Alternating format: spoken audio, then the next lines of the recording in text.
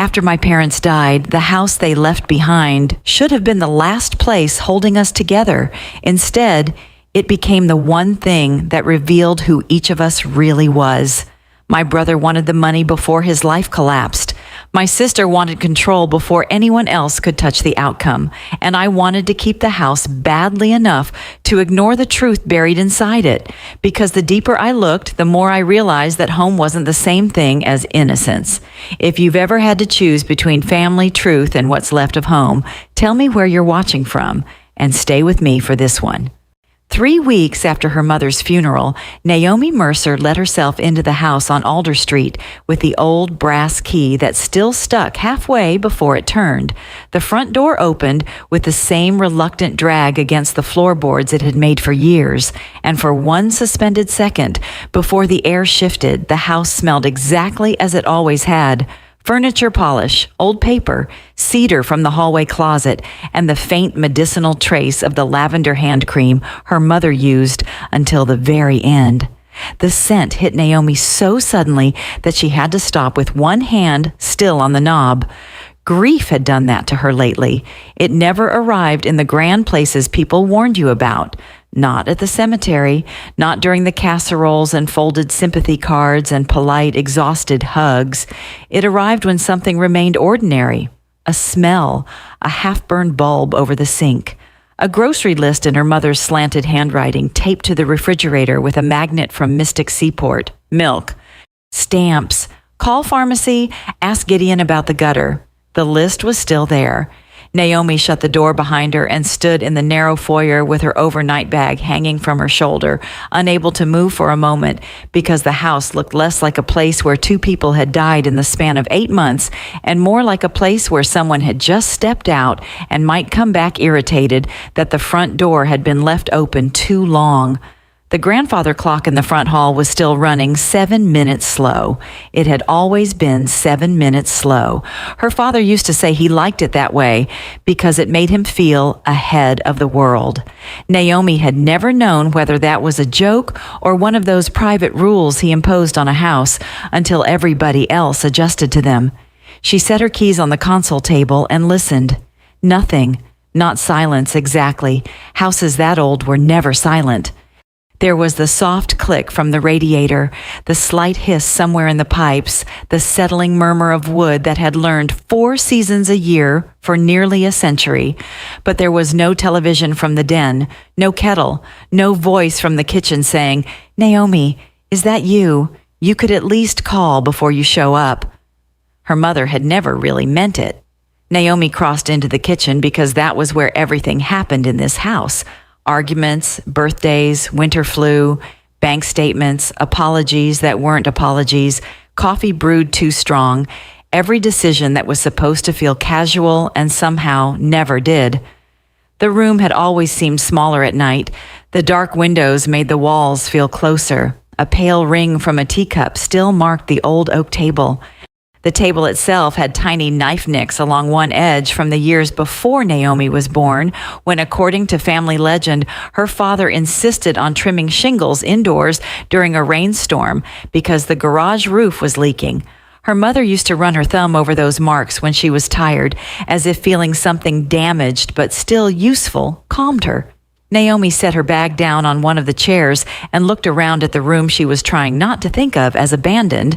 She had told herself she came back for practical reasons, to clear out the medicine cabinet, to gather insurance files, to start sorting what had to be sorted before mildew or time or bureaucracy got to it first, to keep the house from feeling like it had simply been dropped by the living. That was the explanation she would give other people, and it wasn't even untrue. But standing there, with the clock over the stove ticking too loudly and the dish towel still hanging from the oven handle in a neat fold her mother must have made, Naomi knew there was another reason beneath it. Maybe the real one. If she let the house sit untouched, then whatever had been left of her parents would begin dissolving into inventory. And Naomi, who spent her life as an archivist preserving letters and newspapers and family records for people who wanted proof that their lives had happened, could not bear the idea of her own family becoming a list before she was ready. She moved automatically then, turning on the lamp over the sink instead of the overhead light because her mother hated bright lighting at night, setting her purse on the counter, opening the refrigerator, closing it again. She found herself straightening a stack of unopened mail, aligning the corners without meaning to. Outside, a car door slammed, then another. Naomi closed her eyes. Her siblings were here. They had agreed, if that word could even be used for the brittle text exchange that had taken place 2 days ago, to meet at the house and talk about next steps. The phrase had come from Celeste, naturally. Celeste was fond of phrases that sounded neutral while quietly moving everyone toward a structure she had already built in her head. Naomi heard footsteps on the porch first, heavier and impatient, which meant Gideon, and then the front door opening without knocking, which also meant Gideon. "Jesus," he said from the hallway, not loudly, just with the exhausted bluntness that had always clung to him when he was stressed. "It's freezing in here." He came into the kitchen carrying the cold with him, broad-shouldered, unshaven, his dark coat half-zipped and flecked with sawdust at one cuff, as if he had come straight from the shop and forgotten to look at himself first.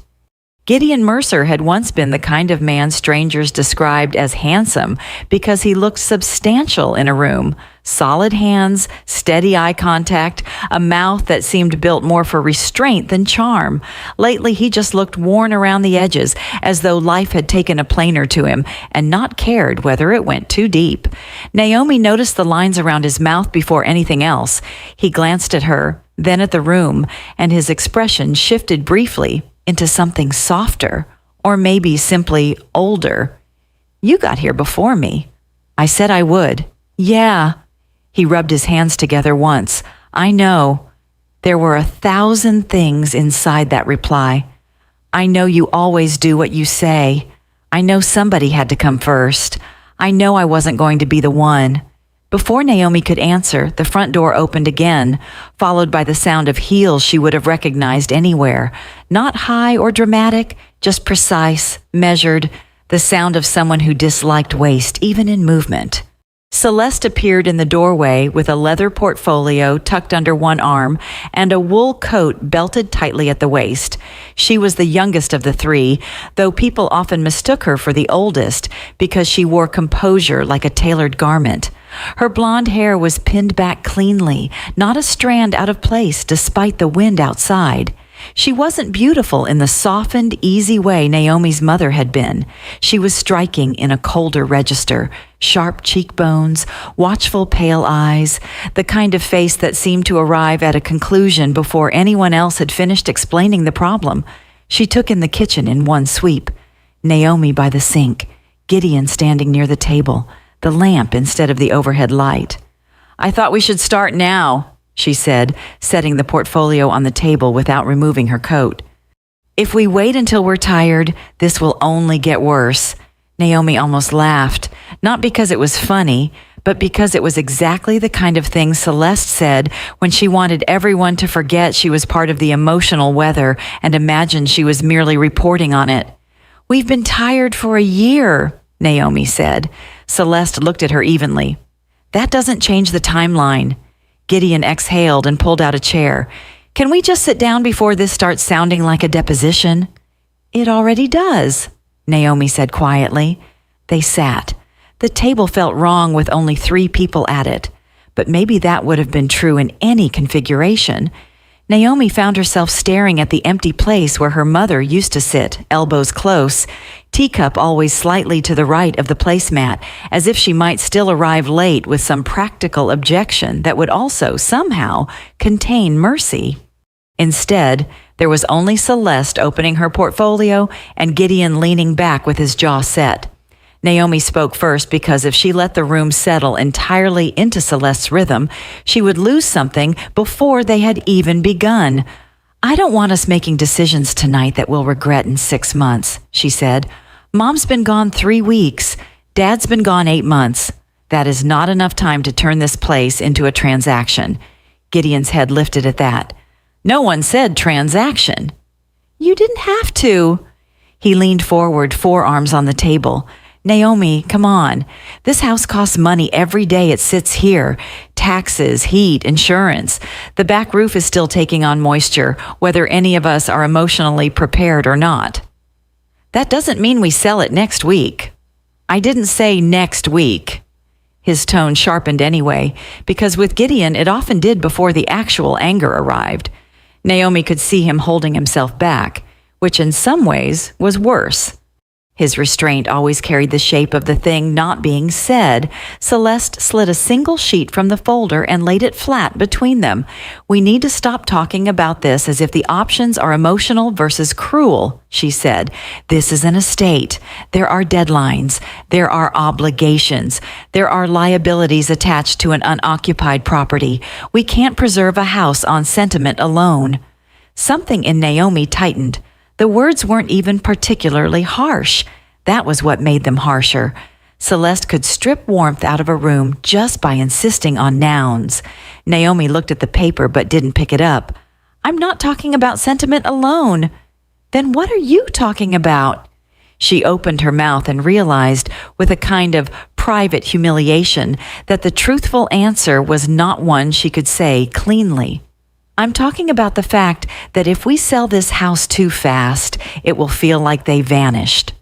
I'm talking about how I don't know where to put the sound of Mom in the mornings if it isn't here. I'm talking about how every room in this place still contains evidence that we were a family, even if we were never the family we pretended to be. Instead, she said, I'm talking about time. Gideon pushed back from the table and stood, too restless to stay seated. He crossed to the window over the sink and looked out into the dark backyard where the outline of the sagging fence was barely visible beyond the glass. Time is exactly what we don't have, he said. The sentence landed differently than the ones before it. Naomi turned toward him. What does that mean? He didn't answer immediately, just kept looking out into the yard where their father used to drag hoses too late into October and insist the first frost hadn't really come yet. Then he said, still facing the window, it means this place is not some sacred object. It's a house. It needs repairs. It needs money. And the market is still decent. If we wait a year because everybody wants to have feelings in the wallpaper, we're going to be stupid and broke. Celeste didn't flinch at the cruelty of that, which told Naomi she had already heard some version of it. You could try not calling me stupid in our dead mother's kitchen, Naomi said. Gideon turned then, exhausted anger finally visible in his face. You know that's not what I said. No, you just meant it more elegantly. Can you both stop? Celeste cut in. Not loud, just final. This is exactly why we need structure. There it was again. Structure, timeline, obligations. Her preferred vocabulary for replacing grief with management. Celeste folded her hands over the folder and looked from one to the other. I'm not asking either of you to stop caring, she said. I'm saying caring does not exempt us from reality. The house can't remain in limbo because none of us likes what comes next. Naomi stared at her. For a moment, the three of them looked less like siblings than like unwilling representatives of three different religions seated at the same table. Memory, survival, control. Then Naomi's phone lit up where she had left it near the sugar bowl. Evan Pike. She answered on the second ring. Naomi. His voice was familiar in the calm, professionally weathered way of men who had spent decades explaining difficult things to grieving families and no longer mistook volume for authority. Evan had been the family's attorney for years, not close enough to count as intimate, but present enough that Naomi associated him with sealed envelopes, signatures, and the adult world beginning just outside the kitchen door. Yes. I assume your brother and sister are with you. Naomi glanced at them. They are. There was a slight pause on the line. Good. Then I'd like all three of you in my office tomorrow morning, if possible. 9:30. Something in his tone made her straighten. Why? Because there are some provisions in your mother's trust that need to be reviewed together. Naomi looked at Celeste, who had gone very still. Across the table, Gideon frowned. What provisions? Evan's voice remained measured. I'd rather walk you through it in person. The kitchen seemed to narrow around them. Naomi's hand tightened around the phone. Is this bad? It's not a matter of bad, he said carefully. It's a matter of not assuming the house will be handled as simply as the three of you may have expected. After the call ended, nobody spoke right away. The refrigerator hummed. Somewhere in the walls, a pipe clicked. Naomi set the phone down very gently, as though anything abrupt might fracture the air completely. Celeste lowered her eyes to the folder in front of her, but did not open it again. Gideon looked from Naomi to Celeste and back. All the impatience in him suddenly sharpened into suspicion. And Naomi, sitting in her mother's kitchen under the soft yellow light over the sink, felt the room change shape around them. The conversation they had come to have was over. Whatever happened next had already begun somewhere else. Evan Pike's office was on the second floor of a brick building 2 blocks off the town green, above a travel agency that had somehow survived the internet and across from a cafe that still put orange slices on the saucers with afternoon tea. Naomi had been there before, but always for smaller things. Her parents' wills years ago, a power of attorney when her father got sick, the kind of appointments that felt like paperwork, standing politely beside life instead of preparing to direct it. This morning the place looked different to her. Maybe because grief had thinned her patience.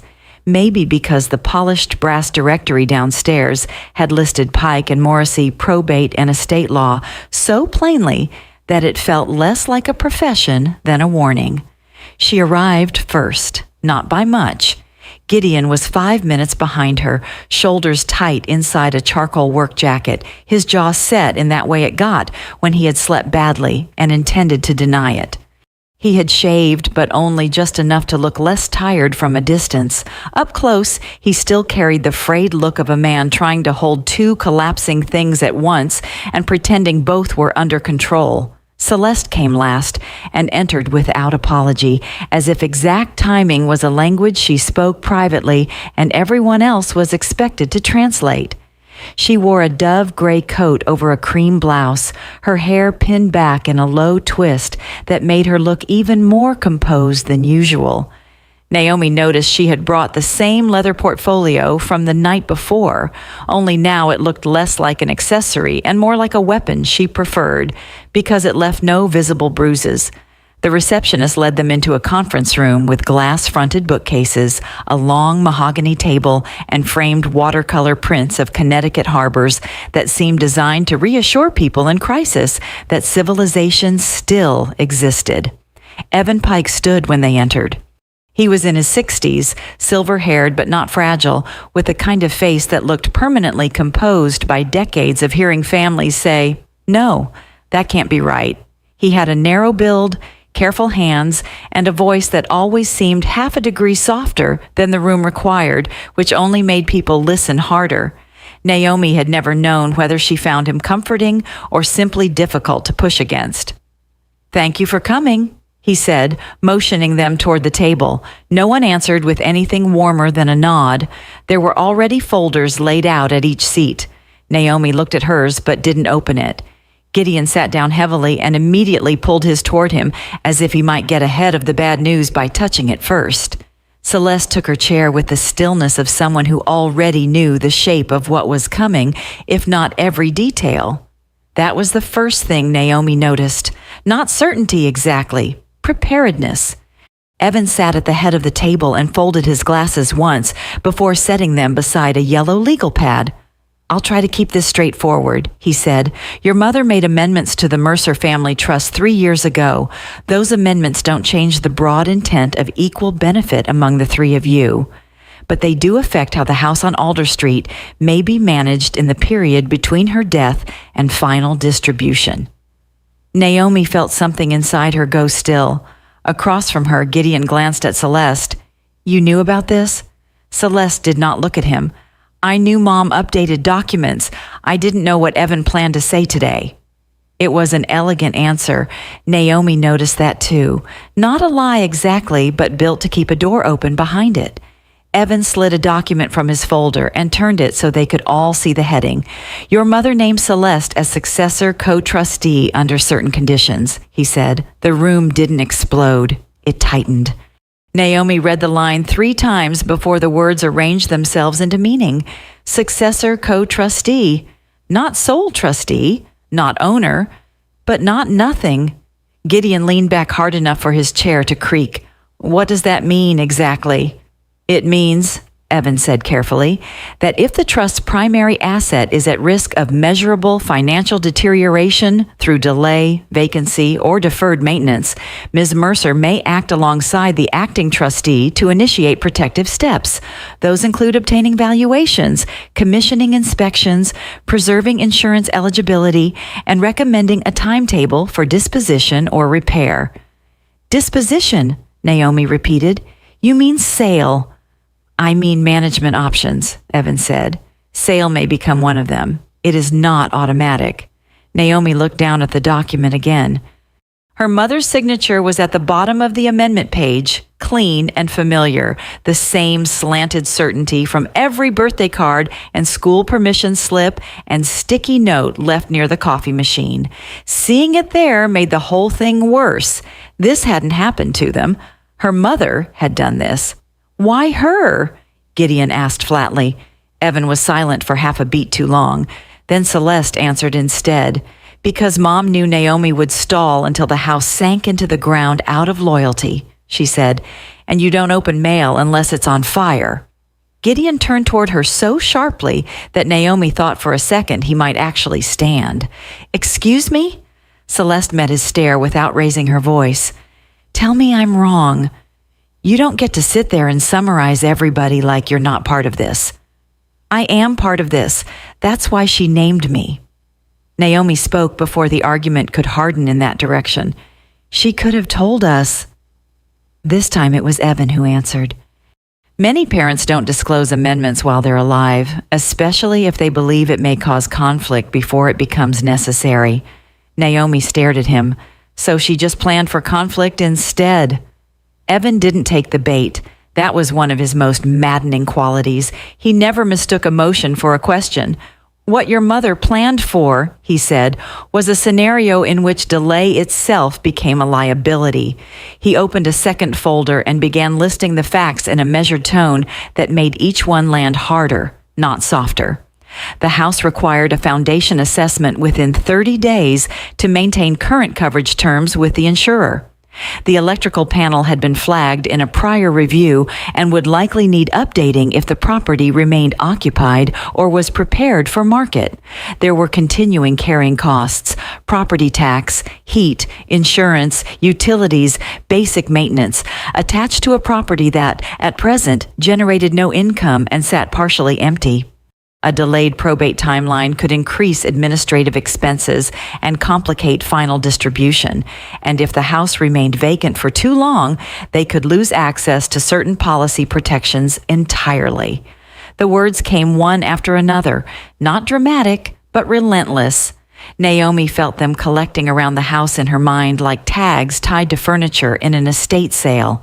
Foundation, panel, vacancy, distribution. She hated all of it. Gideon, on the other hand, looked almost sick with vindication. There, he said, turning to Naomi, that's what I've been saying. No, Naomi said. What you've been saying is sell it. That's not the same as understanding it. Understanding it doesn't stop the bills. Naomi turned back to Evan. You said Celeste can initiate protective steps. What has she already done? For the first time that morning, Celeste moved before anyone else spoke. She opened her portfolio and slid 3 documents across the table with smooth, economical precision. An appraisal request, a scheduled site visit from a structural surveyor, and a letter of purchase interest from a real estate acquisitions group in Stamford. Naomi stared at them. The appraisal date was from last week. The survey inquiry had been made 4 days ago. The purchase letter was marked confidential and addressed to Celeste by name. Her mouth went dry. When were you planning to mention this? She asked. Celeste's expression did not change. When it was relevant, Naomi laughed once, a small disbelieving sound that held no amusement at all. We buried Mom 3 weeks ago. And that changed the roof? Celeste asked. Gideon gave a short, ugly sound under his breath. Not quite a laugh, not agreement either. Something more exhausted than either. Evan intervened before Naomi could answer. To be clear, these are preliminary measures. No sale can proceed unilaterally. No contract has been signed. No listing has been authorized. That's supposed to make me feel better? Naomi asked. No, he said. It's supposed to make the facts clear. There it was again, that professional clean line between information and comfort. Naomi was beginning to hate that line. She pushed the appraisal request back across the table as if it were physically unpleasant to touch. You had no right to move this fast. Celeste's gaze sharpened, but her voice stayed controlled. Actually, under the amendment, I had the right to begin preserving options. Preserving options, Naomi repeated. That's what you're calling it. What would you call it? Naomi almost said betrayal, but the word felt too hot for the room and too simple for what she meant. Betrayal implied surprise. Somewhere beneath the anger was the more humiliating truth that Celeste operating this way should not have shocked her as much as it did. This was how Celeste loved things, by preventing their collapse before anyone had agreed. Collapse was possible. The problem was she often prevented other things too. Choice, pace, air.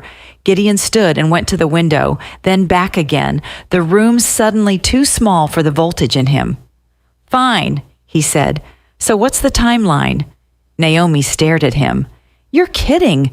He ignored her, looking only at Evan. If we do this right, what's the timeline? Evan clasped his hands loosely on the table. I am not recommending a sale today. I am recommending that you all understand the financial and legal framework before assumptions harden into positions. That's not an answer. It's the answer I'm giving. Gideon muttered something Naomi couldn't catch and dragged a hand over his face. She looked at him more closely then and saw what she had missed the night before, or maybe refused to name. He wasn't just impatient. He was cornered. The realization rose in her before she could stop it. How bad is it? She asked quietly. He dropped his hand. What? Your business. The silence that followed changed the room more than any legal document had. Gideon looked at her, then at Celeste, then away again. His face closed first, then opened in a different way, less angry suddenly, and more tired than pride usually allowed. Don't, he said. How bad? Naomi had not meant to ask it so gently. Maybe that was why he answered. He let out a breath and sat down again, not with surrender exactly, but with the posture of a man whose knees had started telling the truth before his mouth did. The shop's not good, he said. Celeste lowered her eyes for a moment, so she had known, or part of it. Gideon kept speaking, looking at a point on the table rather than either of his sisters. Orders fell off in January. 2 commercial contracts pushed payment. Lumber prices didn't come down the way everybody said they would. I covered payroll anyway. He swallowed once. Then I borrowed against the business line to get through March. Naomi said nothing. There's a 60-day review coming up, he continued. If I can't stabilize the numbers before then, the bank can call the note. The words were plain, almost stripped down. That made them worse. Naomi understood enough about money to hear what he was not saying. If the bank called the note, the shop could go under fast. The saws, the tables, the lease, everything. So that's why, she said. Gideon finally looked at her, and there was something rawer in his face than she had seen in months. That's part of why. Part, not all, but enough. No one spoke for several seconds. Even Celeste didn't reach for language right away, which told Naomi the truth had weight even for her. Evan, perhaps sensing the room had crossed from legal tension into family exposure, gathered the documents back into a neat stack. I suggest we stop here for today, he said. You each have copies of the amendment and the financial notes relevant to the property. Read them. Think carefully before you treat any one fact as the whole story. Naomi looked at the folder in front of her but didn't lift it. The whole story. That was exactly what none of them had. When they stood to leave, Gideon moved first, shoulders rigid, as if admitting the truth had cost him something physical. Celeste closed her portfolio with the quiet click of a latch and slipped on her gloves, one finger at a time. Naomi remained seated for a moment longer, staring at her mother's signature on the amendment page until the ink blurred at the edges. By the time she looked up, the room had already rearranged itself around the new facts. The house was no longer just memory. It had become pressure. And pressure, Naomi thought, as she finally rose from the table, had a way of revealing which part of a family was load-bearing and which part was only paint. Naomi moved into the house on Alder Street 2 days after the meeting at Evan Pike's office, though she never called it moving in, not even in her own head.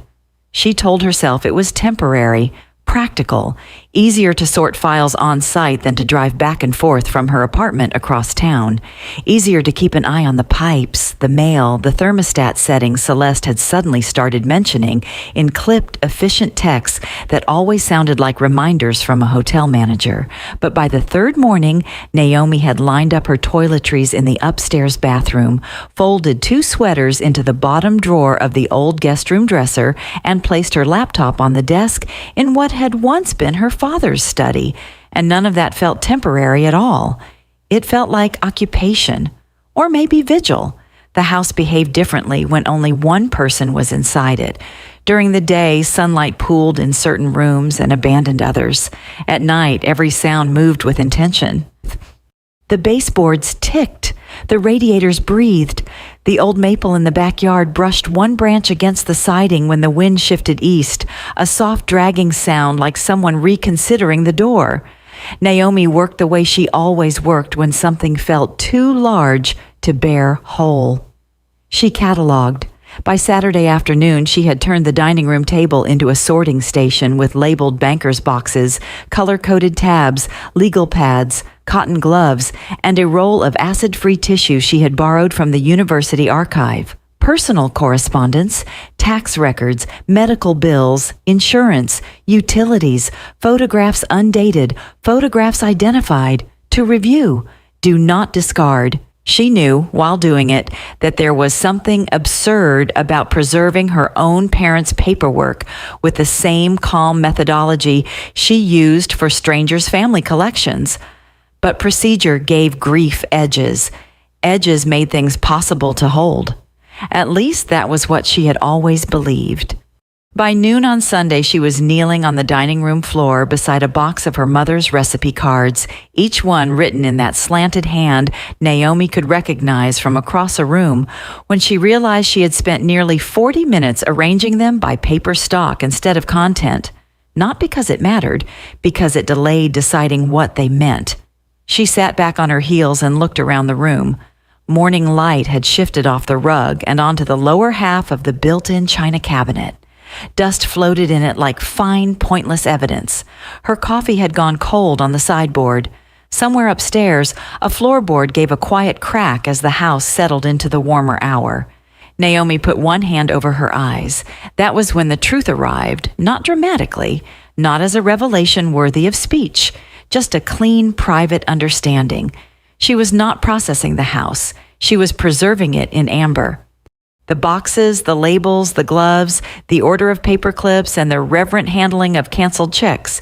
It all made her feel as though she was doing something responsible, something adult and worthy and calm. But underneath that was a much smaller, less flattering impulse. If she kept sorting, she would not have to decide. If she kept preserving, she would not have to admit the house had already become a question. The doorbell rang just as she stood up, stiff-kneed and irritated with herself. She wiped her hands on the back of her jeans and went to answer it. Tom Bledsoe stood on the front porch with a knit cap pushed back on his head and a canvas tool bag hanging from one hand. He was in his mid-60s, broad through the chest in the way men who had spent their lives lifting awkward things often were, with a red face weathered by winter work and a white mustache that made his mouth look sterner than it really was. Naomi had known him in fragments all her life. Boots on the mudroom mat, a flashlight in his teeth under the sink, his truck idling in the driveway during storms. He had fixed something in this house nearly every year for as long as she could remember. "Your sister called," he said by way of greeting. "Said somebody ought to look at the basement wall before the insurance people start pretending they've never heard of moisture." Naomi almost said, "Of course she did." Instead, she stepped back and let him in. "Thanks for coming." Tom stamped the wet off his boots and glanced around the hall with the blunt, assessing familiarity of a man who never mistook a house for a mood. "Hasn't changed much." "No." "That's not always a compliment." He followed her to the basement door off the kitchen. The basement smelled like concrete, dust, old cardboard, and the stubborn mineral chill of places sunlight had to earn. Naomi clicked on the bare bulb overhead and stood aside while Tom crossed to the back wall and crouched. He ran his hand along the mortar seam, pressed one thumb against a faint line in the concrete, then angled his flashlight low so the crack sharpened into view. "Same place?" he muttered. "Same as what?" He straightened with a small sound in his knees. "Same crack I told your father to deal with properly 3 years ago." Naomi leaned closer. The line in the wall looked smaller than the panic it had created in Evan's office. But then, that was true of many serious things until they widened. "He said it wasn't structural," she said.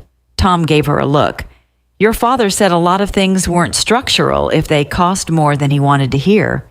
Naomi surprised herself by smiling. It disappeared quickly. "So it is bad? It's not catastrophic, yet." He shone the flashlight again, slower this time. Problem with old houses isn't usually one disaster. It's pride. People patch what they can see and postpone what they can't. That sounded too much like something not about the house at all. Tom moved along the wall, checking the sill plate, the dampness at one corner, the old dehumidifier humming its tired mechanical hum. "Your mother wanted to sell off that backstrip once," he said casually, still examining the foundation. "Couple years ago, thought it might cover the drainage work and part of the roof." Naomi turned. "What?" Tom glanced up, realizing maybe a beat too late that this had not been shared information. "Just talked about it. Didn't happen." "You mean the yard?" "The far back section, where the fence leans toward the alley." He shrugged. "Would have been enough for a developer to tack onto the neighboring parcel. I told her it wasn't crazy if she needed the money." "But she didn't." "No." He stood and dusted off his hands. "Changed her mind." "Did she say why?" Tom adjusted the strap on his tool bag. "Your mother usually said why about half of what she did. The other half she just lived with." Naomi let that settle. The backyard had never seemed divisible to her. It was where her father dragged hoses too late into October, where her mother once tried to grow peonies in soil that didn't want them, where Naomi and Gideon had buried a dead finch in a shoebox when they were children. The idea that part of it had almost been cut away and sold made the whole house feel slightly less permanent than she had believed. Tom finished his inspection with the kind of spare, practical summary people trusted because it contained no theater. The wall needed evaluation soon. The grating outside wasn't helping. The roofline at the rear eaves was feeding the problem. None of it would improve by being loved from a distance. Before he left, he paused in the kitchen with his gloves tucked into one coat pocket. "Your mother cared about this place," he said, not sentimentally, "just as fact. But not in the easy way." Naomi looked at him. "What does that mean?" Tom shrugged once. "Some people love a house because it keeps them. Some people love it because they think they owe it something." Then he was gone, and Naomi stood at the sink with that sentence moving through her like a draft. That afternoon, she drove 3 blocks over to see Marlene Voss. Marlene had been her mother's closest friend for years, though friend never felt quite precise enough. She was one of those women who seemed to have outgrown the need to be explained by category. Widowed young, perpetually overdressed for grocery shopping, silver hair cut into a blunt, chin-length bob that made her look both elegant and slightly dangerous. Her house smelled faintly of lemon oil and old perfume. Even now, in a rust-colored cardigan and thick tortoiseshell glasses, she carried herself like someone who had once been told to sit up straighter and decided never to stop. She listened without interruption while Naomi explained the trust amendment, Celeste's sudden momentum, Gideon's panic, the basement crack, the near sale of the yard. When Naomi finished, Marlene stirred her tea once and set the spoon down with precise care. "Your mother did love that house," she said, but not peacefully. Naomi sat very still. "That sounds like what Tom said." "Tom has better instincts than people give him credit for." Marlene leaned back. "Your mother never spoke about Alder Street the way other women spoke about their homes. She wasn't proud of it exactly. She was loyal to it. There's a difference." "Why?" Marlene's gaze moved to the window for a moment, where late light was slipping through the lace panels in thin gold lines. "If I knew all of that," she said, "it wasn't mine to know. But I do know this. There were years when your mother would stare at the back garden like she expected an answer from it. And once, only once, she said to me, 'A house can be both shelter and debt, depending on which room you're standing in.'" Naomi felt a small, involuntary chill despite the warm room.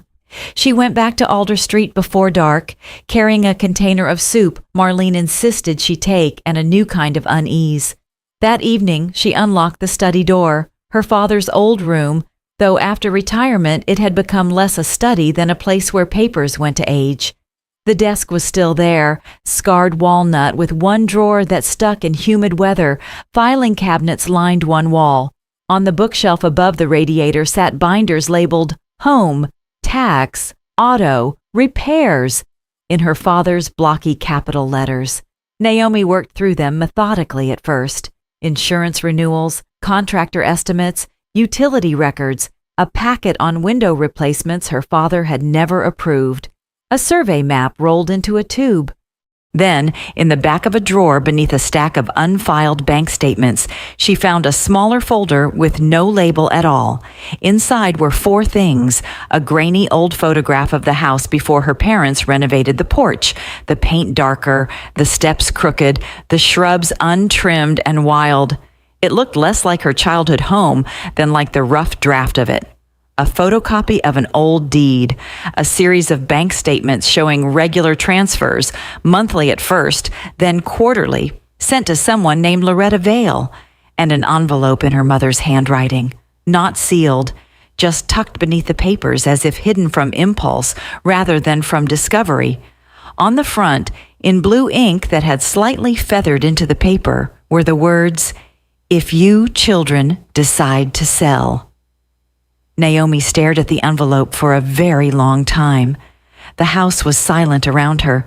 Outside, rain had started, light at first, ticking against the window above the desk. She could feel her pulse in the base of her throat. Any reasonable person would have opened it.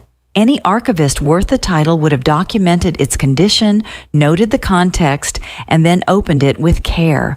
Naomi slid the envelope back onto the desk, not because she lacked courage exactly, because some knowledge has a temperature and she could feel this one through the paper. She spent the next hour reading the statements instead. Loretta Vale. The name meant nothing to her.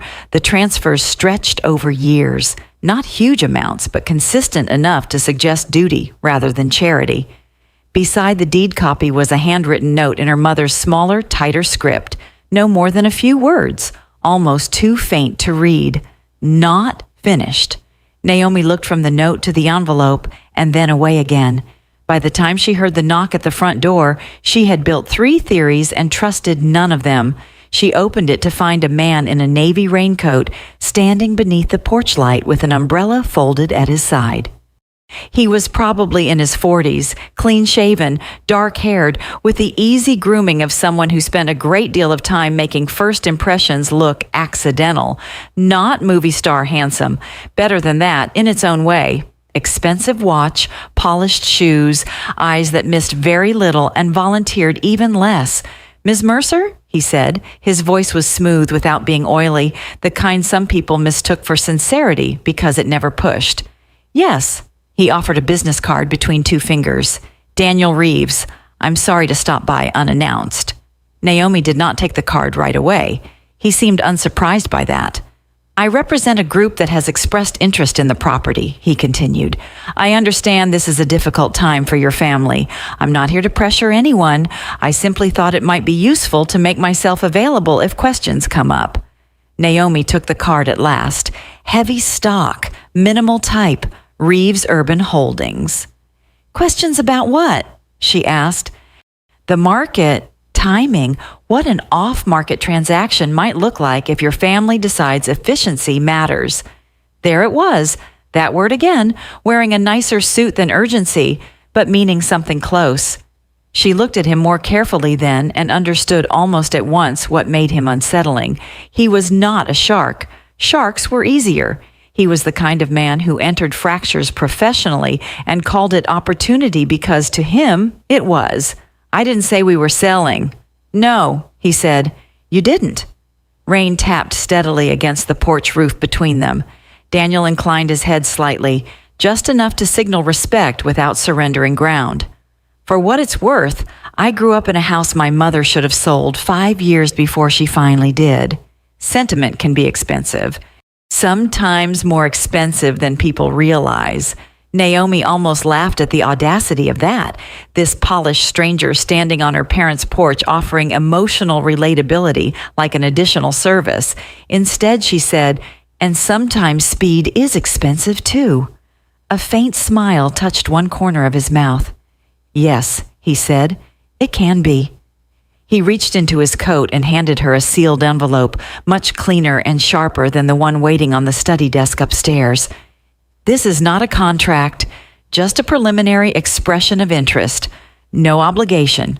Read it or don't." Naomi held it without answering. Daniel opened his umbrella. "My number's on the card. If your family wants clarity instead of speculation, I'm easy to reach." Then he stepped off the porch and into the rain, as if he had merely stopped by to return borrowed luggage. Naomi closed the door and stood in the front hall with 2 envelopes in her hands, one from the past, one from the market. The house around her felt older than it had that morning, not because anything visible had changed, because now it had begun, quietly, to stop being only her family's story. By Monday morning, the house had stopped feeling like a refuge and started behaving like a witness. Naomi noticed it in the way every room now seemed to hold 2 versions of itself at once. There was the visible one, the chipped banister, the faded runner in the hall, the kitchen drawer that stuck in damp weather, and then there was the version layered beneath it, the one made of new knowledge, the basement crack Tom had touched, the back strip of yard her mother had almost sold, the envelope in her mother's hand still unopened in the study drawer, Daniel Reeves's card on the hall table, where Naomi had placed it face down as if that might strip it of intention. The house hadn't changed. Its meaning had. Celeste arrived just after 10, using her own key. Naomi heard the front door open, the pause that always followed as outside air met inside air, then the soft, decisive click of heels in the foyer. Celeste never moved noisily, but she moved in a way that made space organize around her. She came into the dining room carrying a slim folder and a takeaway coffee, took one look at Naomi's labeled boxes spread across the table, and set the coffee down with a faint sound of disapproval. "You can't keep documents near an active radiator," she said. Naomi didn't look up from the utility statements in her hand. "Good morning to you too." "I'm serious." "So am I." Celeste exhaled and walked to the thermostat, pressing one button, then another, as though conversation could be improved by temperature control. She was wearing a navy sheath dress under a camel coat with small gold hoops and a low ponytail that made her face look even more severe than usual. Some women dressed to be admired. Celeste dressed as if she expected to be challenged and intended to win before the first question was asked. "I scheduled the structural surveyor for Wednesday at 1, she said. "You need to be here." Naomi looked up then. "Need?" "Yes, Naomi." "Need? You keep using that word like this is your house." "No, I'm using it like this is a deteriorating asset with deadlines attached." Naomi set the statements down very carefully. She had learned in the last few days that anger came at Celeste best when delivered without visible heat. Celeste trusted heat. It gave her something to dismiss. "You contacted an appraiser, a surveyor, and Daniel Reeves's office before Mom had even been buried a month," Naomi said. "At what point were you planning to tell me that this wasn't about preserving options anymore? At what point were you going to admit you'd already picked a direction?" Celeste's expression did not move much, but something in her eyes tightened. "I picked preparedness," she said. "No. You picked momentum." "That's because no one else was going to." Naomi stood. The motion itself seemed to sharpen the room. "Do you hear yourself?" she asked. "Every sentence out of your mouth assumes the rest of us are either too sentimental or too incompetent to be trusted." Celeste folded her arms. "I assume one of us thinks memory is a management plan, and one of us is 6 weeks away from a bank deciding his life for him." There it was. Naomi felt the hit of it, not because it was entirely unfair, but because Celeste had once again managed to reduce everyone to their weakest function. "And you?" Naomi asked quietly. "What are you?" Celeste held her gaze. "The person Mom trusted to deal with reality." The answer landed harder than if she had raised her voice. For a moment, Naomi couldn't speak. Not because she had nothing to say, but because the sentence had gone under the argument and struck the wound beneath it. Mom trusted you. Whether Celeste meant it cruelly or simply factually, barely mattered. Naomi laughed once, short and breathless. "You really believe that, don't you?" Celeste's voice stayed low. "I believe Mom knew you would confuse keeping the house with keeping yourself intact." That one found its mark, too. Naomi looked away first, toward the window over the side yard where the hydrangeas had gone brown and papery at the edges. She hated that Celeste was capable of saying something true in the most punishing way possible. When she turned back, her own voice had changed, not louder, colder. "Marlene told me Mom didn't love this house peacefully," she said. "Tom said she acted like she owed it something. You knew that, didn't you?" A pause. Celeste didn't answer immediately, and the delay told Naomi enough. "I knew Mom had complicated feelings about the property," she said at last. "Complicated how?" She never explained it in a way that made legal sense. That is such a Celeste answer. "It's the only one I have." Naomi took a step closer. "Then tell me this. Did Mom ever say she wanted the house sold?" Celeste's jaw shifted slightly. "She said she didn't want it becoming a shrine." Naomi stared at her. The cruelty of that wasn't even in the word. It was in how closely it resembled Naomi's own private fear. Celeste seemed to realize, perhaps a second too late, how nakedly she had hit it, but instead of softening, she straightened. "Someone has to think about what happens next," she said. "The mortgage is gone, yes, but the taxes aren't. The repairs aren't. The legal fees aren't. You keep acting like this is a test of loyalty. And you keep acting like it's a closing file." The silence between them thickened, then snapped when Naomi reached past Celeste for the folder on the sideboard. Celeste caught her wrist, not violently, not enough to bruise, but enough. "Don't," she said. Naomi looked down at Celeste's hand, then back up at her face. That was the moment the argument stopped being about paperwork. It became older than that. The kind of old that lives in birth order, in who was believed first, in who learned to speak in complete sentences because incomplete ones were used against her. "Take your hand off me," Naomi said. Celeste did. Naomi opened the folder. Inside were contractor contacts, survey notes, an updated carrying cost spreadsheet, and one stapled page printed from an LLC registry database. Naomi read it once, then again. The registered agent name meant nothing to her, but the mailing address did. It matched an office suite listed on Daniel Reeves's business card. She looked up slowly. "What is this?" Celeste did not answer. Naomi felt something drop cleanly into place. "You're not just talking to him." Celeste reached for the paper. Naomi pulled it back first. "You've been in this deeper than you said." "I've been doing due diligence." "For whom?" "For the estate." Naomi let out a disbelieving breath. "That's not what I asked."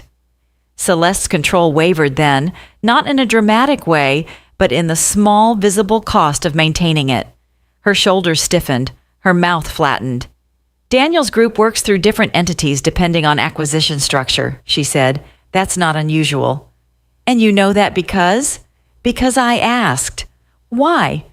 "Because unlike you, I don't wait until I'm drowning to learn how deep the water is." Naomi threw the folder back onto the sideboard. By the time Gideon came in through the garage door 15 minutes later, the house already felt electrically wrong.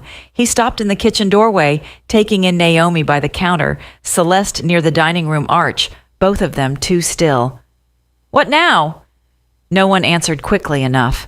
That was answer enough. Gideon set his keys down hard on the butcher block. He had grease at one cuff and a smell of sawdust and cold air clinging to him. He looked more tired than ever, but there was a dangerous brightness under the exhaustion now, the kind that comes when a person has reached the end of acting manageable.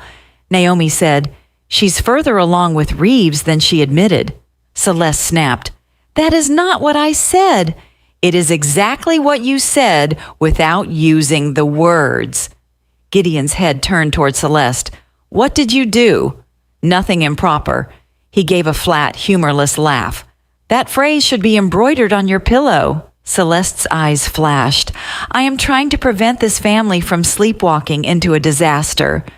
"You always say that," Gideon said, "like you're the only one who can see consequences." "Usually I am." That did it. He turned away from her before he yelled, which somehow made it worse. He shoved open the garage door and stood there a second, breathing hard, before Naomi followed him. The garage smelled like old lumber, chain oil, and damp concrete. Their father's workbench still ran along one wall, scarred from years of half-finished repairs and coffee cups set down without coasters. Above it hung a pegboard of tools arranged in the kind of order that only existed because their father had insisted on it and then rarely maintained it. Gideon stood with both hands braced against the workbench, head bent. Naomi stayed near the door. For a moment, all she could hear was the ticking of the overhead opener cooling after use and the faint traffic from the street beyond the side window. Then Gideon said, without turning around, "Do you know what he promised me in here?" She didn't have to ask who he meant. "No." He said once, when I was 24 and stupid enough to think a sentence counted as a plan, that one day this would all be mine to turn into a real shop.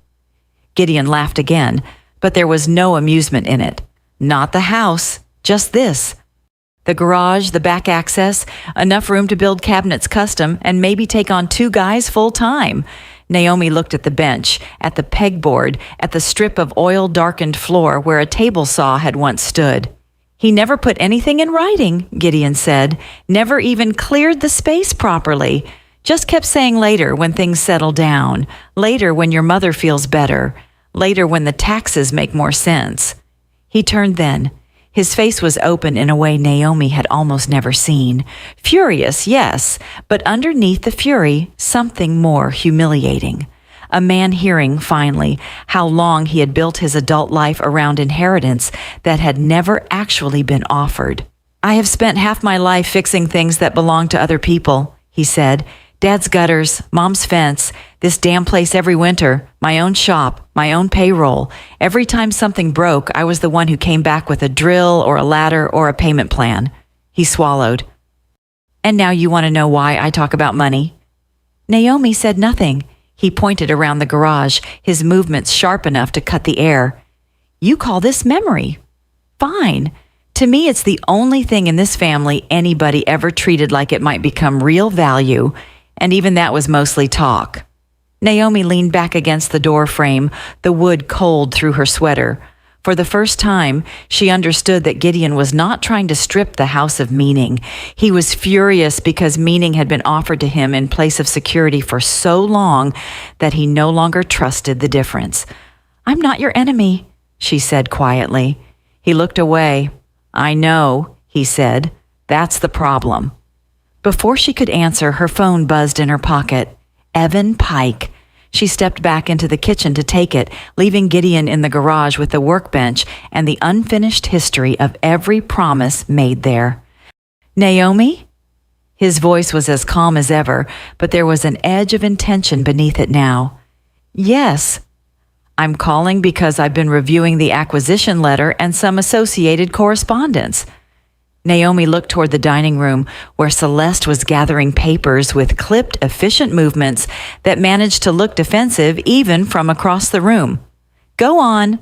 I need to be careful here, Evan said, but if your sister is communicating with any buyer representative in a way that could create personal or indirect benefit beyond ordinary trust administration, that would raise a serious conflict issue.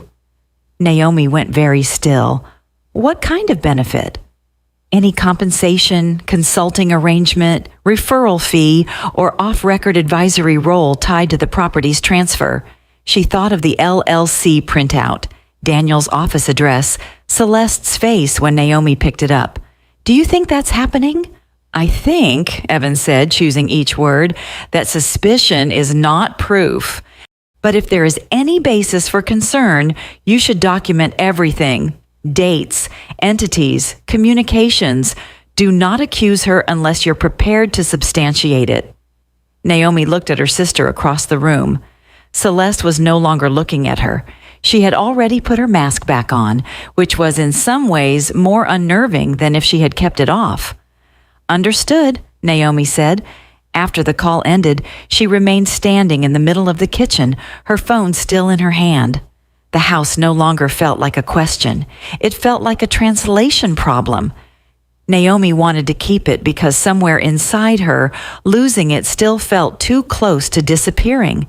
Gideon wanted to sell it because he had spent too many years being fed symbolic promises instead of practical ones.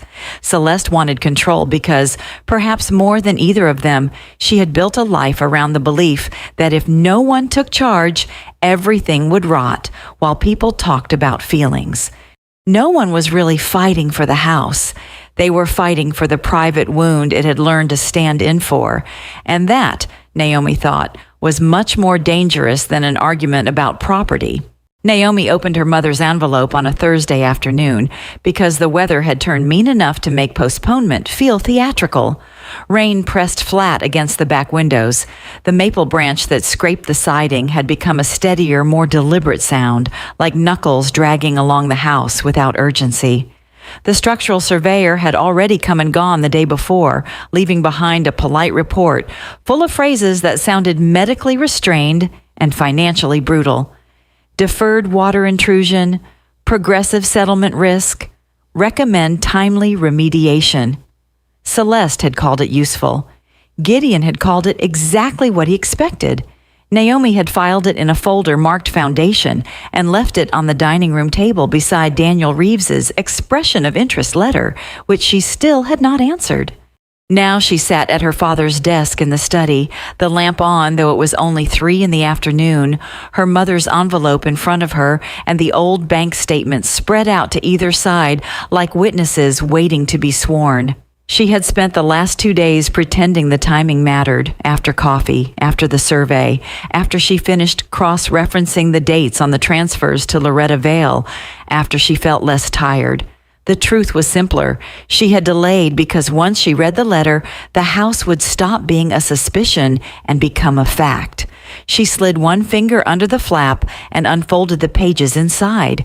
The letter was 4 pages long, written in the same careful hand her mother used when she wanted no sentence to be misunderstood, not the fast, slanted handwriting of grocery lists and birthday cards.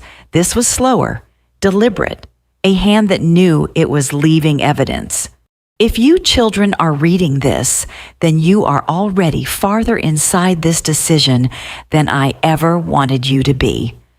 Naomi read the first paragraph twice, not because it was unclear, but because her mother's voice seemed too present in it, too intact. There was no apology at the beginning, which felt like its own kind of honesty. The letter did not say the house had been stolen. It did not say her parents had cheated anyone.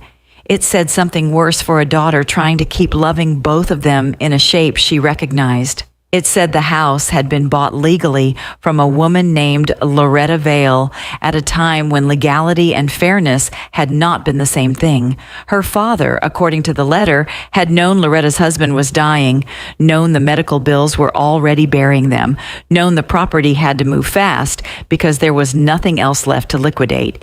He had negotiated hard anyway. Her mother wrote that at the time she had told herself they were simply doing what people did in real estate, making an offer within the bounds of the market, taking the opportunity in front of them, choosing security when security was available. Then, after the papers were signed and the moving truck had come and gone, she had met Loretta one last time on the front walk and understood too late the difference between a bargain and a weakness somebody else could not afford to keep private. Naomi's eyes moved more slowly after that. The letter did not romanticize Loretta. It didn't turn her into a saint.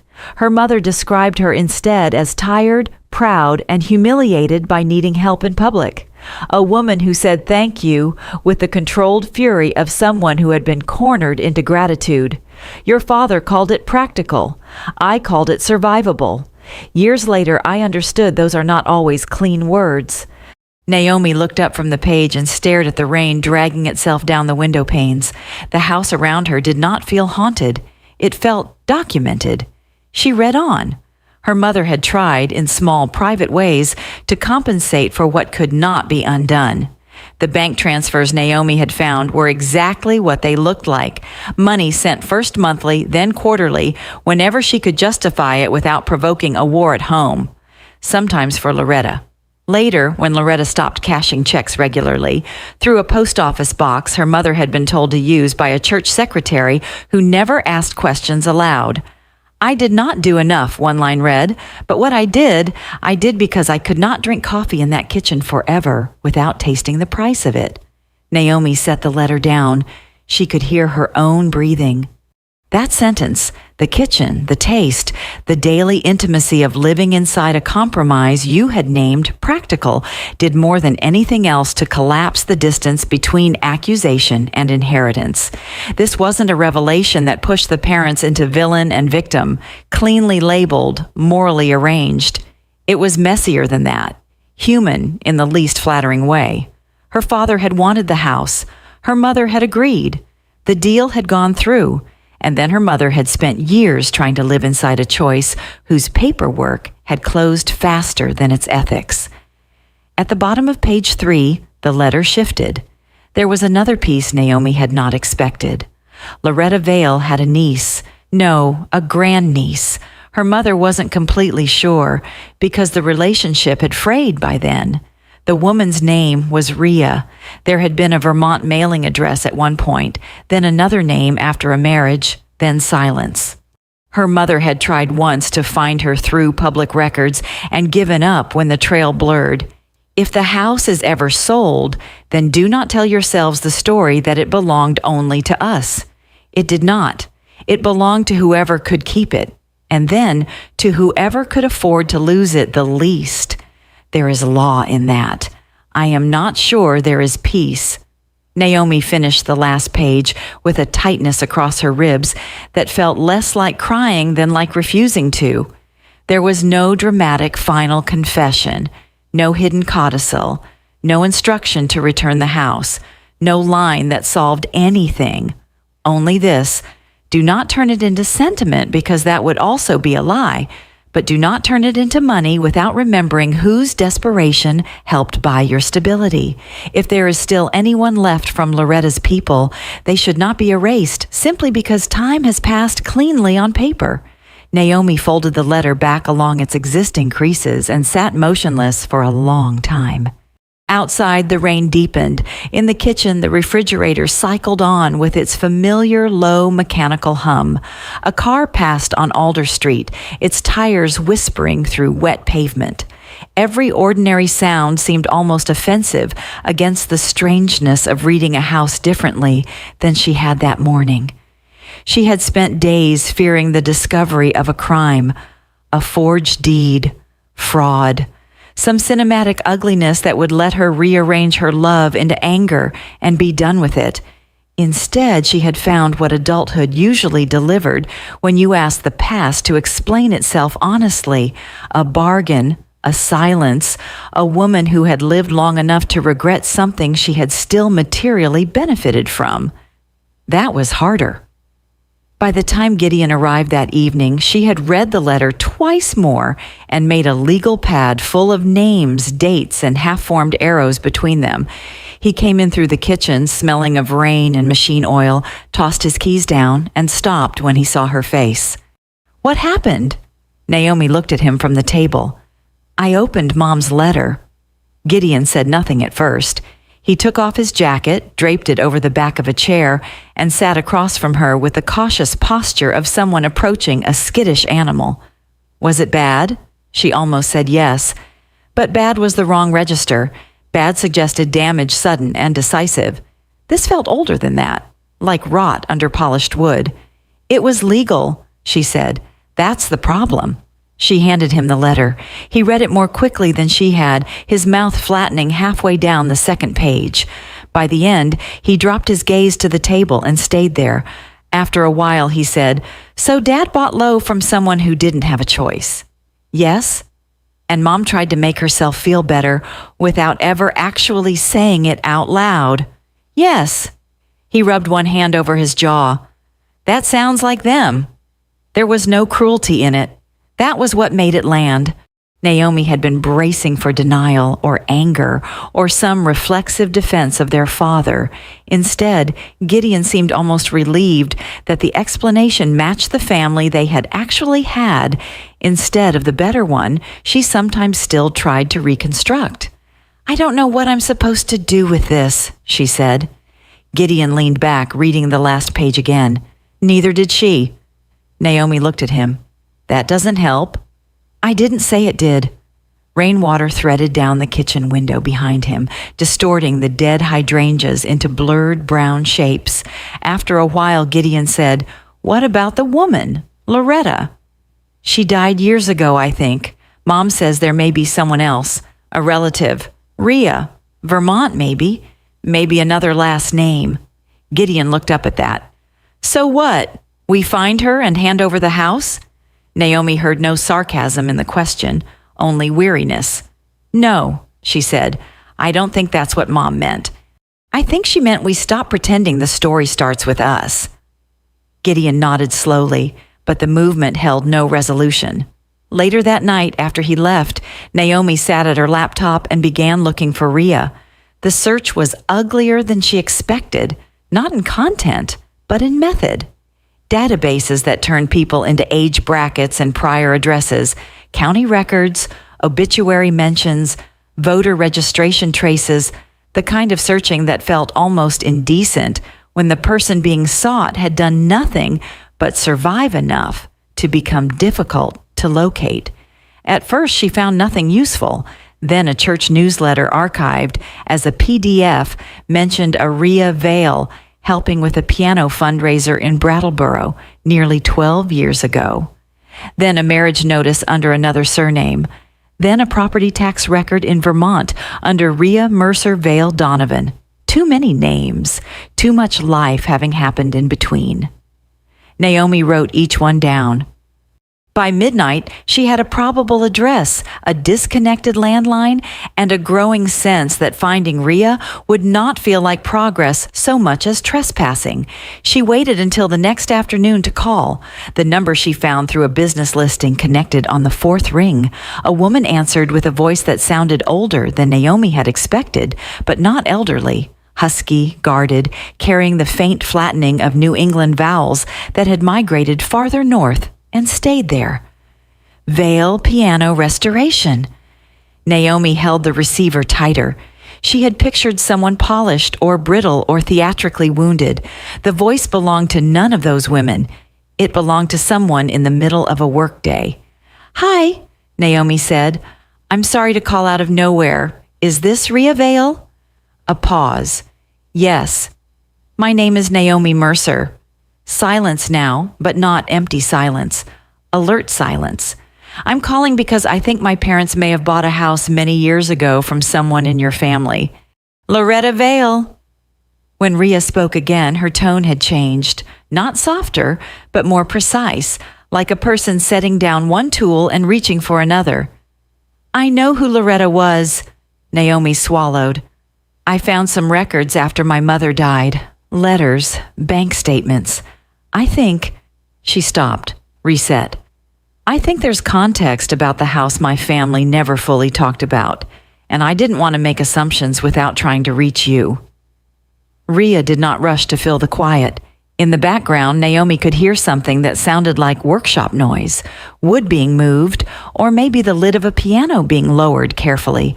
Finally, Rhea said, "Are you trying to apologize for people who are dead?" The question was so clean, Naomi could not evade it. "I don't know yet," she said. "Maybe I'm trying not to lie about what happened." Another pause. "My aunt sold that house," Rhea said. No one put a gun to her head. Naomi closed her eyes briefly. "I know." "Do you?" The word was not hostile. Worse, it was tired. Naomi looked down at her mother's letter open on the table beside her notes. "I know legal isn't always the same as fair."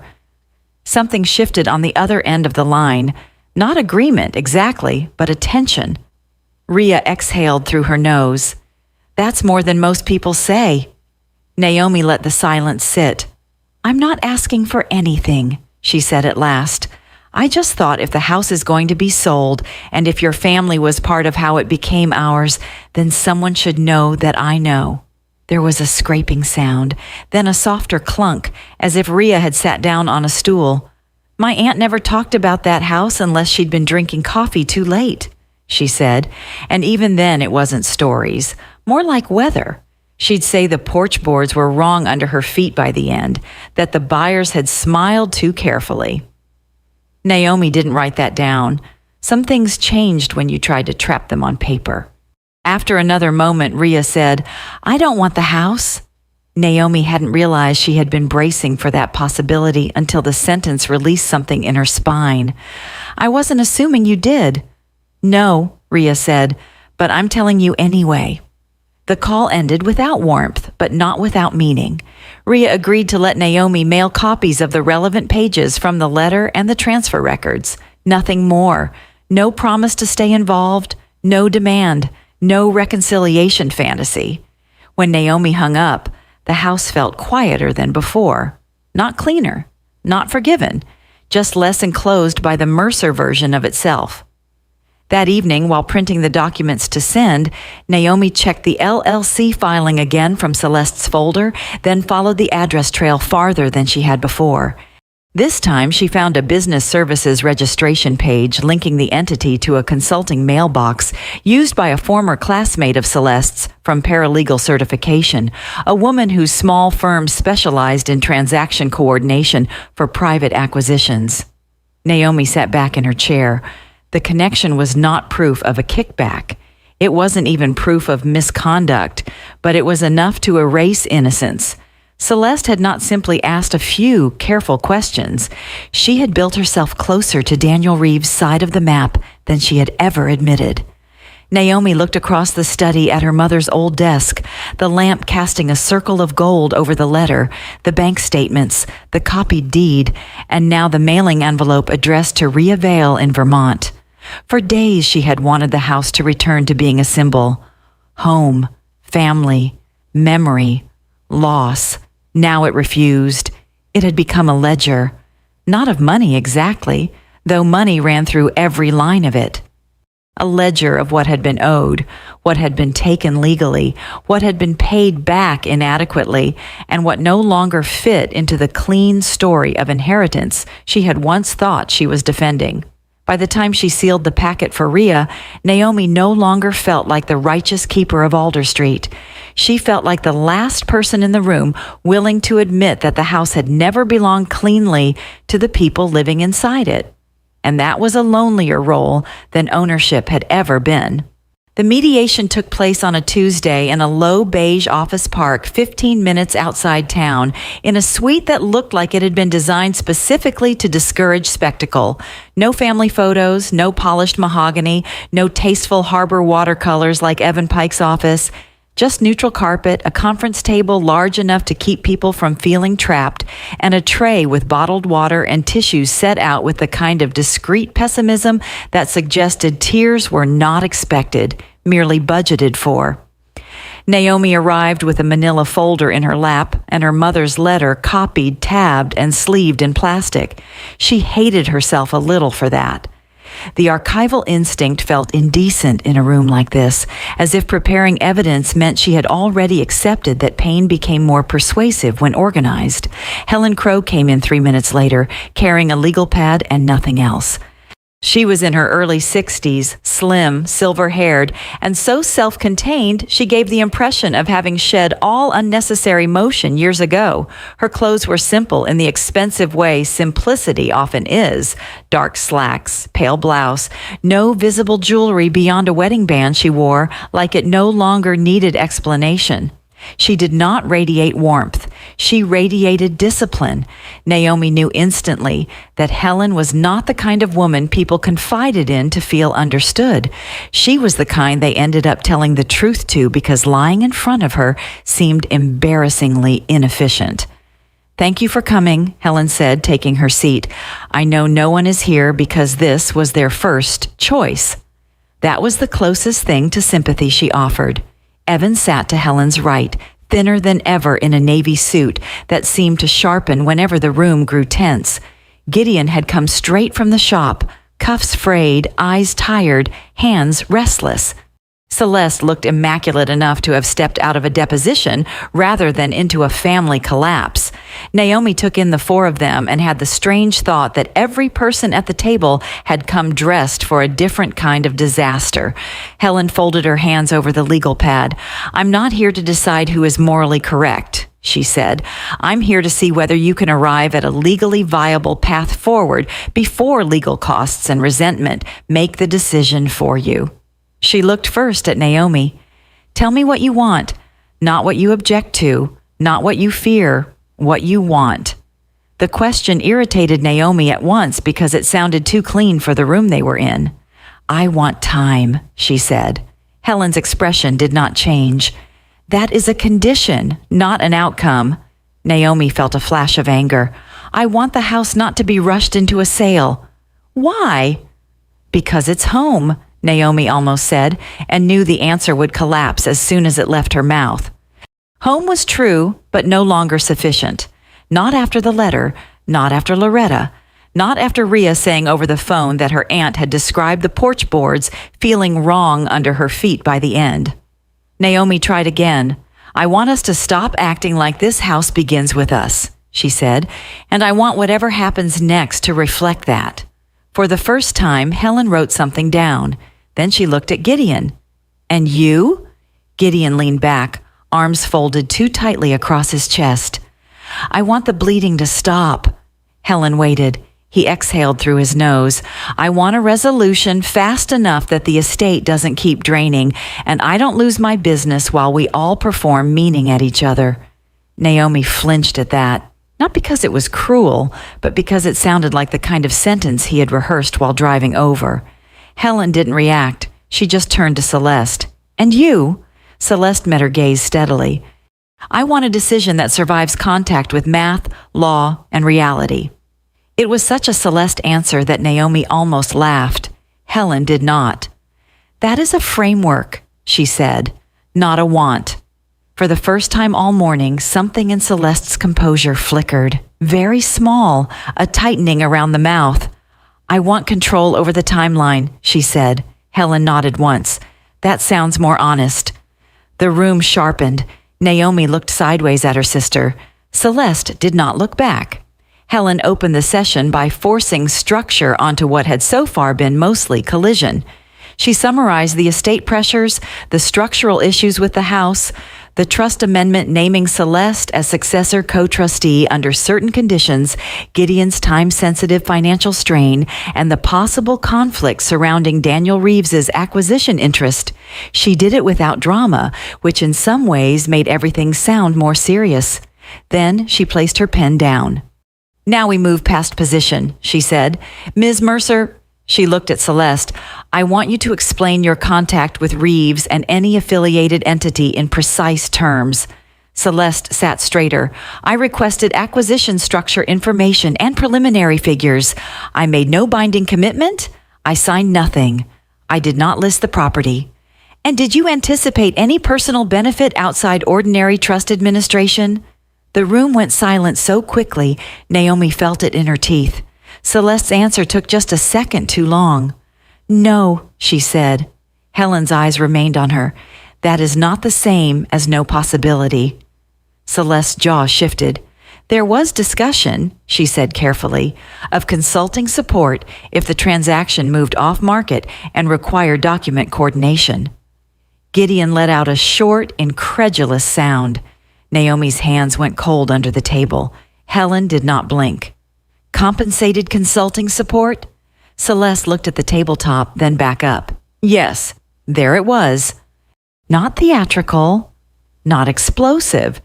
Just a sentence spoken at normal volume that changed the geometry of the room." Evan spoke for the first time in several minutes. "Did you disclose that possibility to the co-beneficiaries?" "No." "Why?" Celeste's voice sharpened. "Because nothing had been finalized." "That wasn't the question," Helen said. Celeste turned toward her. "Because if I had said the word consulting, no one in this family would have heard anything else." Naomi stared at her. "You're unbelievable." Celeste's head turned. "No, Naomi. What's unbelievable is pretending I'm the only one here with a private interest in the outcome." Helen lifted one hand, not dramatically, just enough to stop the room from tilting into noise. "She's right about one thing," Helen said. "Everyone here has a private interest. The question is whether anyone is willing to name theirs without euphemism." She turned to Gideon. "You first. You've tied urgency to the house repeatedly. State the actual exposure." Gideon dragged one hand over his face. "The shop has a 60-day review. If I can't stabilize my numbers, the bank can call the note." "How much stabilization?" He named a number. Naomi had known it was bad. Numbers always made badness more vulgar. Helen nodded once. "So your interest is not merely efficiency, it is survival." Gideon looked almost offended by how plain she made it sound, then gave in. "Yes." Helen wrote something down and turned to Naomi. "And you, say it without making yourself admirable." Naomi stared at her. The room went utterly quiet. She had thought she was prepared for conflict. She had not been prepared for precision. "I told you what I want," Naomi said. Helen did not rescue her from the weakness of that answer. "No, you told me what position you prefer. I'm asking what the house is doing for you emotionally that makes delay feel necessary." Naomi felt heat rise to her face. Across the table, Celeste was watching her with an unreadable expression. Gideon looked away, which was somehow worse. Naomi folded and unfolded her fingers once in her lap. "If the house goes," she said at last, "I don't know what proof I have left that I belong there." The sentence sounded smaller in the room than it had in her body. She kept going because stopping would have made it pathetic. "I know how that sounds. I know the house is not love. I know that. But it is the last physical place where my parents existed in a form I can still walk through. If it disappears too fast," she swallowed, "then I think some part of me believes I'll disappear from the story with it." No one spoke. Helen, to her credit, did not soften. "Keeping a structure so you can keep a place in the narrative," she said quietly, "is a very expensive contract to sign with grief." Naomi looked down at the table because otherwise she might have cried, and crying in front of Celeste was still, apparently, a humiliation her nervous system remembered from childhood.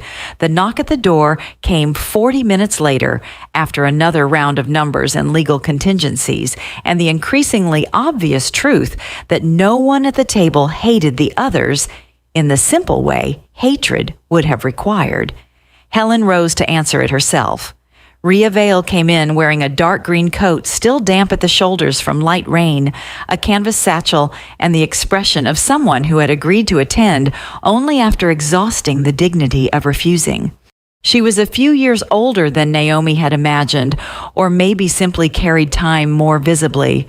Strong-boned face, dark hair gone silver in narrow streaks at the temples, hands that looked capable in the way craft hands do. There was nothing ornamental about her. Even standing still, she had the energy of a person whose life involved restoration, patience, friction, dust, and the knowledge that beauty usually returned slowly if it returned at all. Naomi stood halfway, then sat back down, unsure of the etiquette for inviting a stranger into the center of your family's shame. Rhea glanced around the room once, taking everyone in without hurry. "I'm only here because your packet was thorough," she said to Naomi, "and because vague family history makes me itch." It was not kindness, but it wasn't refusal. Helen gestured to the empty seat beside Naomi. "Thank you for coming, Ms. Vale." Rhea sat, unbuttoned her coat, and laid her hands flat on the table. Helen offered her a summary of the situation. Rhea listened without interrupting, which made Naomi more nervous than if she had challenged every sentence. When Helen finished, she asked, "Do you have a claim you intend to assert?" Rhea gave a small shake of her head. "No." Naomi hadn't realized how much tension she had still been holding around that possibility until the word landed. Helen continued, "Then what do you want from today?" Rhea's gaze moved briefly to Naomi, then to the copied letter in front of her, then to the others. "I don't want the house," she said. "I don't want a lawsuit. I don't want a retroactive morality play where dead people are dragged out and arranged into saints and opportunists." Her voice was low, steady, and unadorned. "What I want," she said, "is for no one in this room to tell the story of that house as if my family simply vanished because paperwork said they could." No one moved. Rhea continued, "My aunt was not robbed at gunpoint. She sold. Legally, but there is a particular humiliation in being forced to be grateful for terms you would never have accepted if you weren't cornered." Her mouth tightened very slightly. "So no, I don't need the house. I just need to know my family isn't being erased from the story because the market prefers cleaner language." Then she looked directly at Helen and said the sentence that changed the room. "My family wasn't robbed clean, but we were made to be thankful at the worst moment of our lives. Don't ask me to call that fair just because it filed correctly." After that, the mediation could no longer pretend the argument was only about price, deadline, and square footage. Even Celeste went quiet. Even Gideon. Naomi sat there with her hands clasped too tightly in her lap and understood, with something close to dread, that the question had shifted under all of them. Not who gets the house, not even whether the house should be sold. But what kind of decision would stop repeating the same moral injury in a more polished form? The meeting ended without resolution. Helen called it progress anyway, and Naomi almost hated her for that, until she realized progress, in rooms like this, sometimes only meant that the lies had become too expensive to keep. When they filed out into the wet gray afternoon, no one walked beside anyone else, but Rhea paused near Naomi's car. "I meant what I said in there," she told her. "I don't want the house." "I know." Rhea adjusted the strap of her satchel. "Good, because wanting it would be simpler than wanting the truth accounted for." Then she stepped away before Naomi could answer. Naomi stood in the parking lot with rain gathering on her coat collar and watched the others leave one by one. For weeks, she had been asking what should happen to the house. Now, for the first time, that seemed like the smaller question. The solution did not arrive like forgiveness. No one stood up in a meeting and said the one true sentence that made the whole family suddenly legible to itself. No check appeared from a miraculous source. No judge banged a gavel. No one became generous because the story needed them to. What happened instead was slower, more humiliating, and far more believable. Everybody ran out of room. 3 days after the mediation, Naomi sat in Helen Crow's office again, this time with only Evan and a yellow legal pad between them. The weather had cleared, but the sky still had that pale, exhausted look New England got after too much rain, as if brightness were something the week was still trying to earn back. Helen tapped the end of her pen once against the pad. "If you continue on the current path," she said, "here is what happens. The estate continues bleeding on carrying costs. Mr. Mercer gets closer to the bank review. Ms. Mercer's conflict issue becomes formal instead of speculative. And Daniel Reeves waits. Men like that are excellent at waiting when deterioration is doing part of the work for them." Naomi stared at the legal pad. It contained numbers now instead of feelings.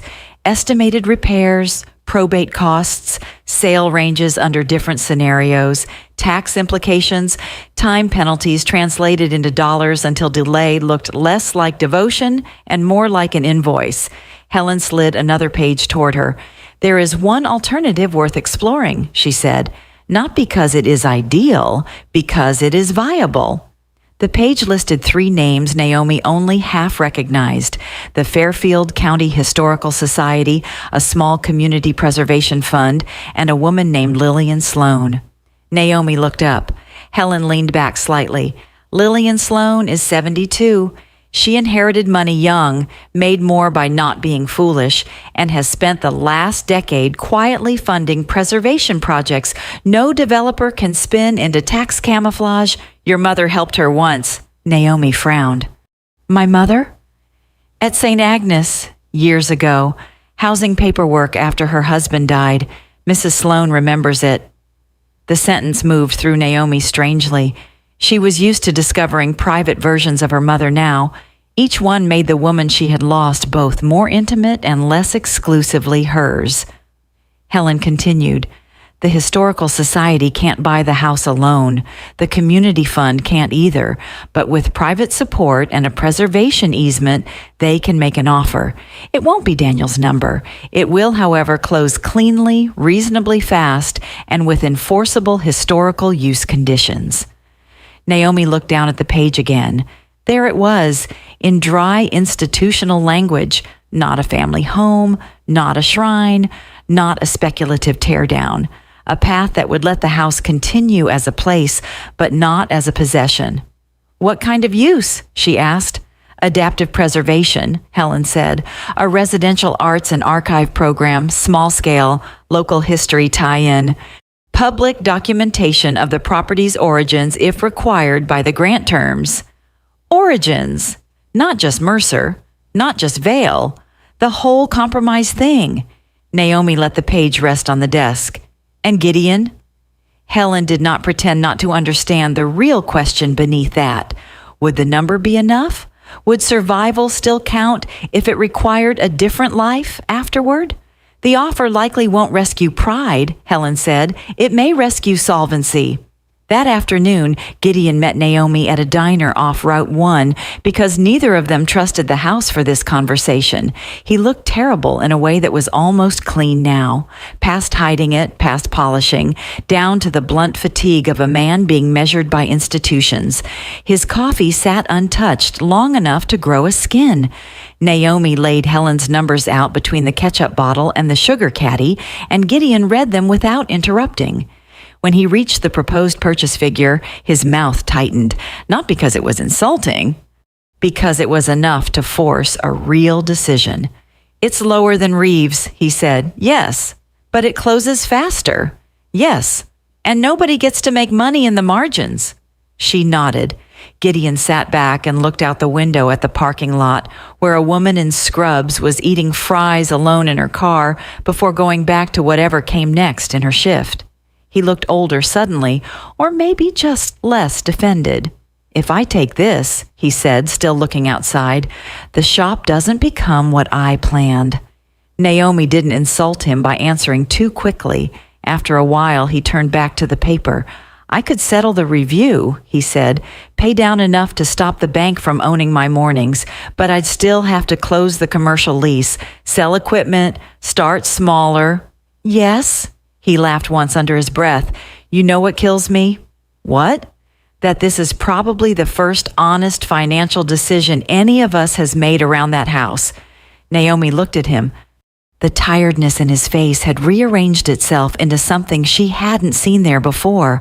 Not peace, but maybe the first outline of surrender that didn't feel like defeat. He tapped the page once. "If we do this," he said, "I'm not saving the business. I'm saving myself from drowning with it." "That counts." "It doesn't feel like it. Maybe not today." He met her eyes then, and for once, there was no accusation in the look. Just grief without ceremony. "Dad would hate this," he said. Naomi thought of the garage, the promises, the years of later. "Yes," she said, "which might be part of why it's right." Celeste was harder. She came to Evan's office 2 days later in a cream suit and a face so composed it almost looked translucent.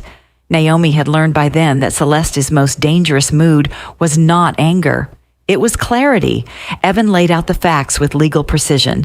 The compensated consulting discussion with Reeves's side had to be disclosed.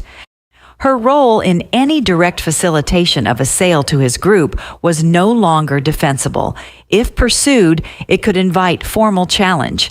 If abandoned now, with written withdrawal and full record correction, it would remain what it still was, an ethical breach not yet ripened into something worse. Celeste listened without moving. "And the preservation offer?" she asked. Helen, who had joined by speakerphone, answered. "Legally cleaner, financially lower, structurally faster, publicly less flattering to anyone hoping to narrate themselves as the sensible adult who rescued the estate through decisive competence." That landed. Celeste's gaze shifted, not to Naomi, not to Evan, but to the window. Naomi watched her sister realize in real time that intelligence was not going to save her from consequence this time. Intelligence was what had led her into it. "If I step back," Celeste said, "you'll all make me the villain anyway." "No," Naomi said before anyone else could. "You did that part yourself." The words hung there. Celeste looked at her. For one brief second, Naomi thought she saw something raw break through. Shame maybe, or just exhaustion so old it had forgotten how not to harden into superiority. Then it was gone. "When does the offer need an answer?" Celeste asked. "1 week, Evan said. Celeste gave a single nod. That was her surrender. Not apology, not confession, just the refusal to keep pushing a door she now understood might collapse on her. The week that followed was full of signatures, not dramatic ones, real ones, intake forms, preservation conditions, estate distribution schedules, withdrawal memoranda, tax attachments. Gideon signed with a heavy concentration of someone amputating and suturing at the same time. Celeste signed quickly, each page turned with surgical efficiency, as if speed could preserve some fraction of dignity. Naomi signed last more than once, not out of symbolism, but because the paperwork naturally drifted toward her when anything involved narrative language, archival provisions, or the historical use appendix. Rhea signed too, but only in her own limited role, acknowledging the historical statement, agreeing to serve, if the project moved forward, on an advisory panel overseeing interpretation of the property's earlier ownership. She did not sentimentalize the gesture. On the phone, she said, "I'm not doing this because I've gone soft.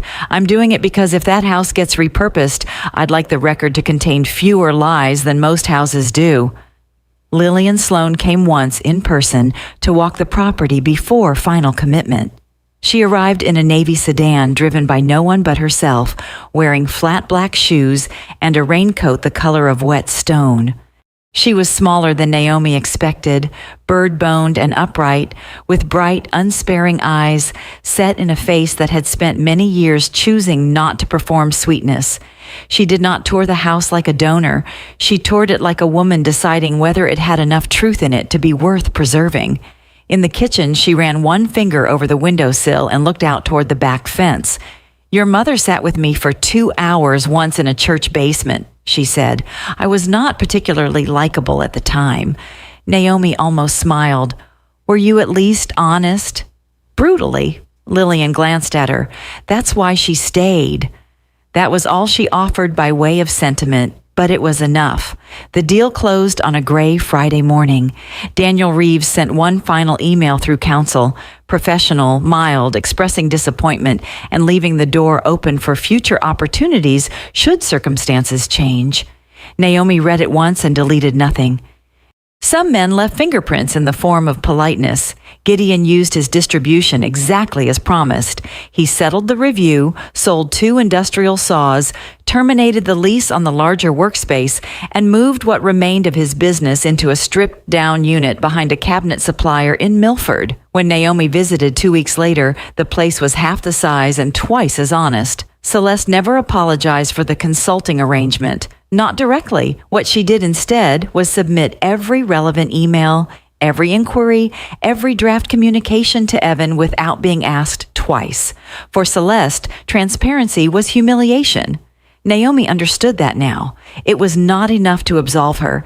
It was enough to prove she finally grasped the size of what she had risked. The historical society moved faster than Naomi expected once the papers were final. The Mercer name did not disappear from the house. That would have been its own lie, but it no longer stood alone.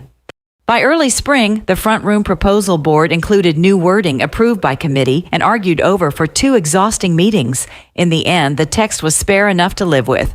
Alder House, a restored residence and community archive, preserved in recognition of the Mercer family and in memory of Loretta Vale and the history that preceded them. Rhea insisted on that last phrase. Naomi backed her. Lillian paid for the bronze plaque without comment. On the final afternoon before the keys changed hands completely, Naomi went to Alder Street alone. The rooms were emptier now, though not hollow. Boxes were gone, personal papers removed. The kitchen table stood bare except for a circle of pale wood where a fruit bowl had once shielded the finish from sunlight. In the garage, the workbench remained. Gideon had asked for nothing from it in the end. Naomi walked through the house slowly, not because she was trying to memorize it. She already knew memory was greedy and would take what it wanted regardless, but because walking through it one last time without needing to defend it felt like the only honest ritual left. In the front hall, she stopped at the small brass plate beside the doorframe. Mercer. Her father had installed it himself, slightly crooked, and then refused for 20 years to admit it. Naomi unscrewed it carefully. The metal came free into her hand with less resistance than she expected. When she stepped onto the porch, the air smelled like thawing ground and old wood drying out after winter. Across the yard, near the walk, the new sign waited wrapped in brown paper and twine for the preservation team to mount on Monday. Naomi stood there with the Mercer plate in one hand and the house at her back. She had not kept it. That had once felt unimaginable. Now it felt sad, yes, but not false. She slipped the brass plate into her tote bag, pulled the door shut behind her, and walked down the front steps without looking back until she reached the sidewalk. The brown paper on the new sign had loosened at one corner in the wind. Through the gap, she could see part of the first line beneath it. Alder House, not erased, not untouched. Something harder than either. What this story teaches me is that not everything we inherit is a gift. Sometimes we inherit silence, unfinished truth, and the weight of choices made long before us. But growing up means deciding not to pass that silence on.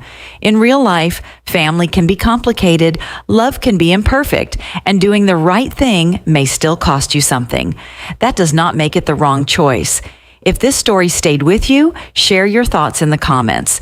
And if you enjoy honest, emotional stories like this, subscribe and stay with us for the next one.